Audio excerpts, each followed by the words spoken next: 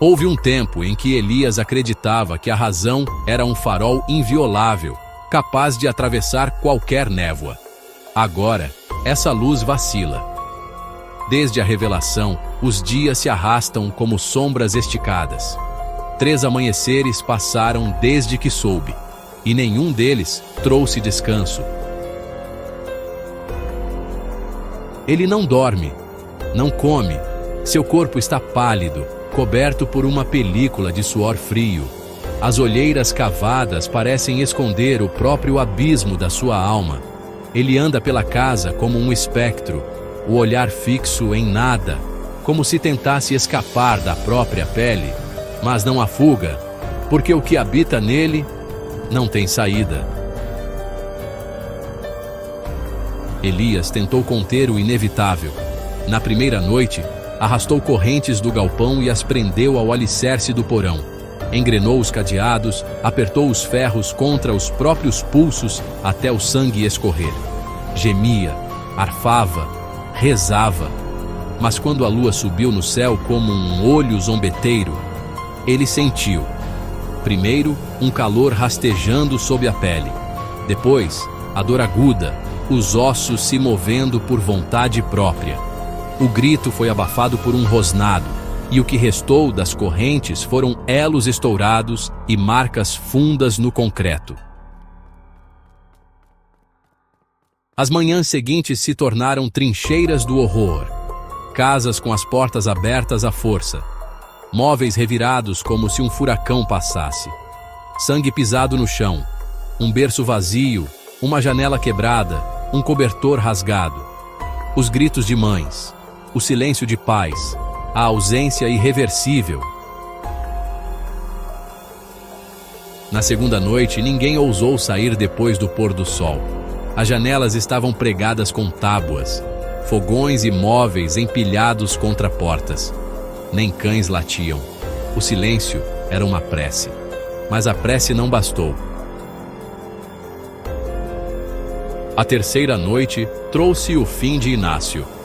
Ele era o mais velho da vila, e o único que talvez soubesse. Vivia isolado, entre ervas e livros antigos, olhos cansados, mas atentos. Naquela noite, acendia um incenso, talvez já esperando. A fumaça dançava no ar quando a porta explodiu. A criatura entrou como um vendaval de carne e garras. Inácio ergueu o braço, tremendo, um amuleto de dentes e penas pendendo entre os dedos. Seus lábios murmuraram algo, uma oração esquecida, talvez um aviso. Mas a fera não parou. Ela avançou. O som dos ossos quebrando ecoou como madeira partindo ao meio. A carne foi rasgada como papel molhado. Os gritos se afogaram em sangue. O amuleto caiu ao chão, agora carmesim. E mesmo em meio à brutalidade, os olhos de Inácio não refletiam medo, mas pena. Pena por Elias, por sua prisão de carne e maldição. E então, apenas silêncio. A sabedoria ancestral, silenciada. A morte de Inácio foi a última gota. O terror tornou-se ira. Os moradores, antes paralisados, agora gritavam por justiça, por vingança. Na praça central, o fogo das tochas tremeluzia como as chamas de uma revolta prestes a explodir. Homens, mulheres, até jovens carregavam armas improvisadas, machados, foices, facões de cozinha. Um revólver velho era passado de mão em mão como um relicário da salvação. Os cães latiam, farejando o sangue no vento. Silva, se ainda vivia, tentou intervir, mas ninguém ouvia a razão. A vila queria a besta, e não haveria perdão. A noite da caçada caiu como uma cortina negra sobre a floresta. A multidão invadiu as trilhas em passos descompassados, os rostos cobertos de suor, ódio e medo. Os galhos quebravam sob seus pés. O luar filtrava-se por entre as árvores, projetando silhuetas distorcidas. O lobisomem era um vulto, um borrão, um demônio veloz e indomável. Eles o viram e começaram a cair. A primeira vítima teve o pescoço cortado, como se uma espada tivesse feito um corte limpo num só golpe. O corpo caiu sem som. A segunda, arrastada para as sombras, gritou apenas uma vez. Um machado voou na direção da fera, mas ela desviou com um salto não natural. Um homem disparou sua espingarda, mas antes que pudesse recarregar, o lobisomem o atravessou como vento cortante. Houve gritos, sangue, fragmentos de roupas presas em galhos, um corpo atirado contra uma árvore, o crânio estourando com um som surdo. 7 morreram, um por um, rapidamente, brutalmente, como se a noite inteira fosse uma dança macabra entre o predador e os fantasmas de sua própria dor. Mas até os demônios sangram. A criatura cambaleava. Um ferimento profundo abria-se no flanco, talvez de uma faca, talvez de um disparo. O pelo grudado em sangue e terra. Ainda assim, continuava. Elias, ou o que restava dele, corria em direção ao penhasco. Ali, no topo, a floresta terminava abruptamente, em uma queda de 47 metros sobre as rochas escuras do desfiladeiro.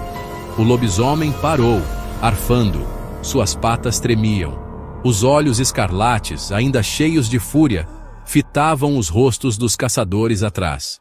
Eles chegaram aos poucos, sujos, ofegantes, mas armados e prontos.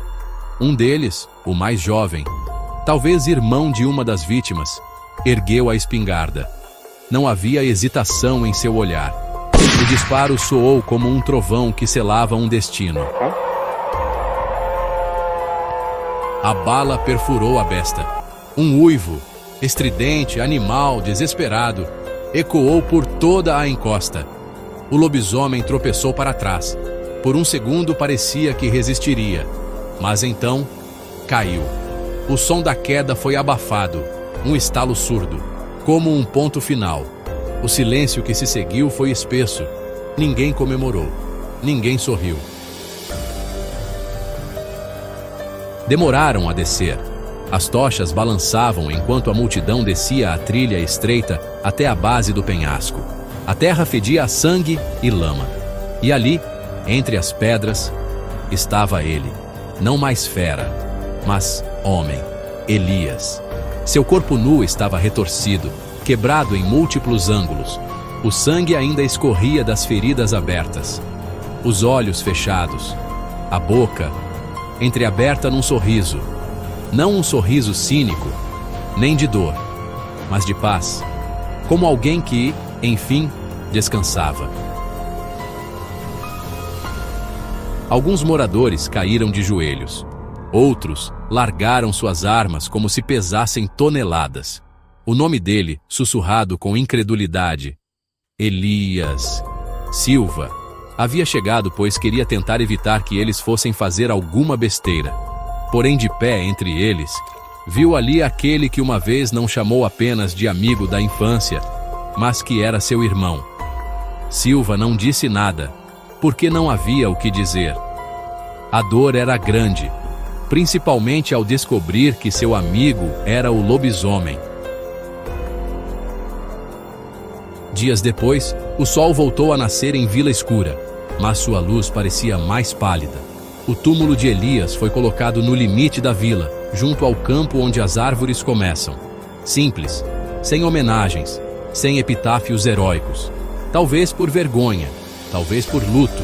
Alguns dizem que o mal foi vencido, outros que ele foi vítima de algo maior. Mas ninguém ali nunca mais ousou mencionar a palavra lobisomem em voz alta, exceto em sussurros. E às vezes, em noites de lua cheia, alguém jura ter visto uma sombra à beira do penhasco, silenciosa, observando, talvez lembrando, talvez vigiando. E, nesse silêncio, ouve-se bem ao longe o eco de um uivo. O último. Uivo.